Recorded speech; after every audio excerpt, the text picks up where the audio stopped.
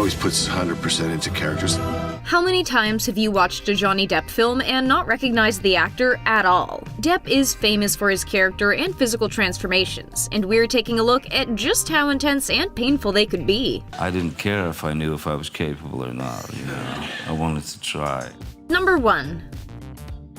Let's jump down the rabbit hole. In my mind, he's mad. And thanks to the extensive makeup, prosthetics, and a bit of CG, he looked it too. When Johnny Depp was prepping for production, he and Tim Burton both made sketches of what they felt the character should look like. And then, makeup artist Joel Harlow took the images and created them using Johnny's face as a canvas, emphasizing his natural features, both with makeup and with CGI in post-production to enlarge in those eyes. Then there was the hot, thick, electric orange yak hair wig. Just kind of, had its own personality. And the brightly painted contact lenses that brought those haunting eyes to the screen. And had one of them painted just ever so slightly off. And we can't talk about this transformation without mentioning the incredibly decorated costume featuring all the tools he'd need as a hatter on a regular basis. He was so unrecognizable. Number 2. Then he sailed on the high seas. Before Depp went to the ocean, he went a bit method and read his lines in the sweltering heat of a sauna so he could tap into that overheated, intense feeling mindset. The heat was very important for me, the idea of, sweltering heat. And once he got to set and in makeup, it was obvious this role was made for him. And he said, "That's it, yeah." He got it. Immediately. On top of all the hours of makeup, dirtifying him, and adding a red sore that would actually grow in size over the course of the films, the actor had to sit through the beard braiding and having his heavy, sweat-inducing wig applied. It was trying at times, but we got through it, as gracefully as possible and as dignified as possible. Number 3. We've got to talk about those teeth. Diving into production for Dead Man's Chest meant there was a whole lot of makeup once more, with a special emphasis on the darkness around his eyes, which was inspired by the fact that it's a method used by people trying to protect their eyes from harsh light. As for those teeth, well, Johnny really committed to this one. Just sort of went to the dentist and he bonded them. Would these be permanent? Nope. All it would take was a trip to the dentist. And speaking of permanent changes, the second Pirates movie saw the makeup team using a kind of semi-permanent glue to help keep the braids intact, rather than the wires and paper clips they used in the first film to keep those braids stiff. Number 4. A chocolate river. Count us in. For someone surrounded by so much candy, Johnny Depp has shockingly pristine pearly whites, says Willy Wonka. Thank you, movie magic. The real struggle for Depp was the fact that he had to keep his face in unusual positions to keep those teeth in sight at all times. Okay then, let's move along.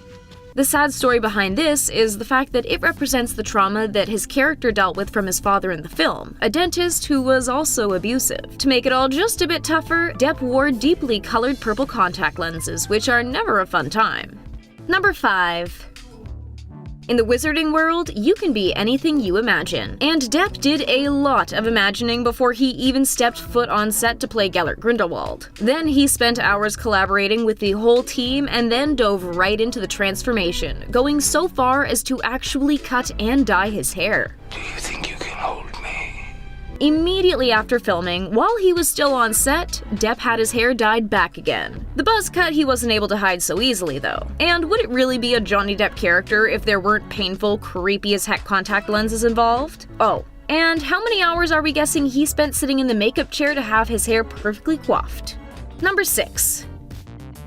If you're gonna be a demon barber of Fleet Street, you've gotta commit. And we aren't surprised that Johnny did. Both he and Helena Bonham Carter went through major makeup treatments. Heavy white makeup to make them pale, and dark makeup to make them look under-rested and overworked. His sinister style came across and supported just how tragic his character's past was.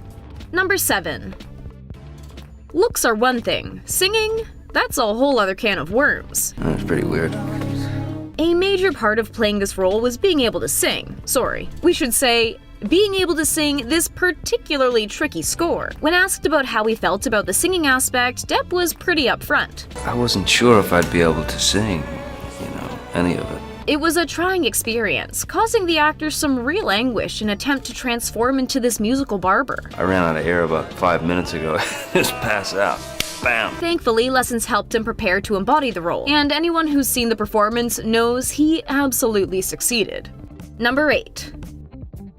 This isn't the fairy tale you think it is, and neither was Depp's costume as the wolf in the live-action Into the Woods. It's kind of a joy to approach, even though it's incredibly daunting. When he first imagined the character, it looked pretty much like what we see on screen. A wild zoot suit featuring fedora and cat chain. However, the costume could be pretty annoying when it came to the very long nails that made it difficult to simply exist, and terrifyingly long, sharp teeth. Number 9.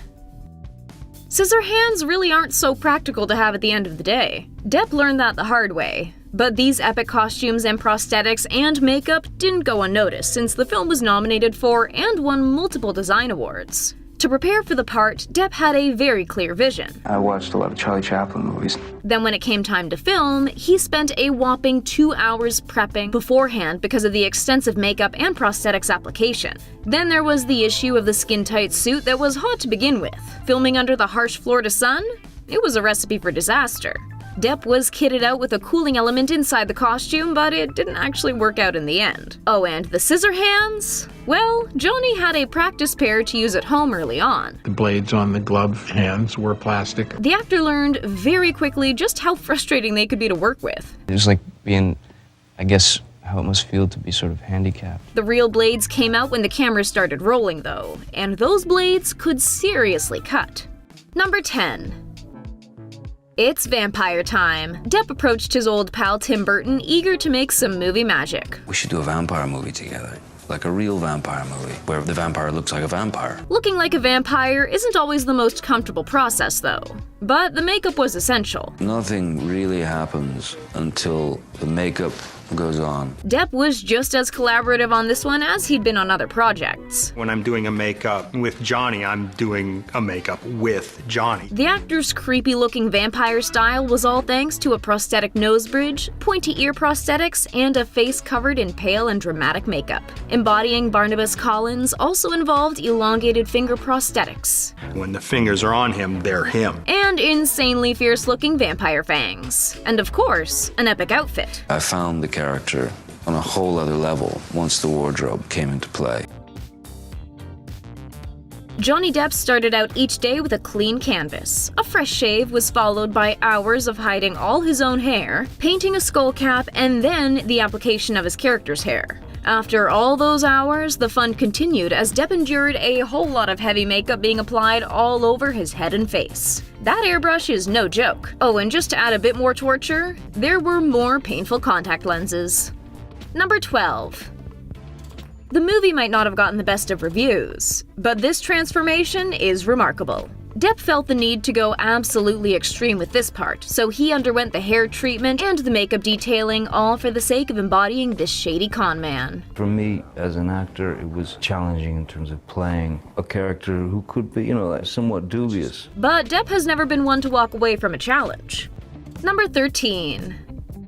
This was a serious look. Johnny Depp's longtime makeup artist, Joel Harlow, said, "Out of every movie I've ever done, this movie has more makeup in it and more different types of makeup in it than anything else. And a whole lot of it was just for Depp." I said, it's me, man. It's me. The full face of heavy, cake, mud-like black and white makeup was far from enjoyable. And to make it all worse, he spent a whopping 2 hours having it applied each day. However, the actor tried to make the situation a bit easier for himself, saying, "Sometimes I decided to wear it home to save time in the morning. It wasn't comfortable and it looked funny, but it was worth it, I think." Oh, and we haven't even gotten into the 7 prosthetics that were applied to his face and 4 applied to his body. Then perhaps the most difficult and frankly creepy aspect of all. The crow affixed to his head. To keep the bird in place, a painful vacuum-formed skull cap leveled up with some nylon thread bolts was made for Depp to wear under the real wig, so that way the bird could be attached securely through the bolts. All we can think is, ow. Number 14. The pain didn't stop there, though. The Lone Ranger also saw Depp playing a more aged version of his character, which was made possible by what's called full upper body aging. A technique that's usually avoided because of how complex, time-consuming, and uncomfortable it is. The actor endured a full arm and torso aging treatment that included 17 overlapping prosthetics. some of which even had hair pre-punched in them. Not only did Depp wear one uncomfortable pair of contact lenses for this one, he went in for double the trouble. This really did help the aging, leaving him with droopy and watery eyes on set. Number 15. We're throwing way back to the 90s with this one. Even in the early days, before Depp grew to be one of the most famous actors in the world, he committed to total transformations. How long have you been doing this? Since I was a kid. But in this particular film, it was a bit odd that his face was completely slathered in white makeup since the movie was done in black and white anyway. Beyond that, Depp was also getting used to restrictive dresses and wearing heels like a champ. Johnny Depp is wickedly talented when it comes to embodying all these fantastical characters. But it does come at a cost, and Depp has proved time and time again he is willing to pay for it. Which transformation do you think would be the most painful?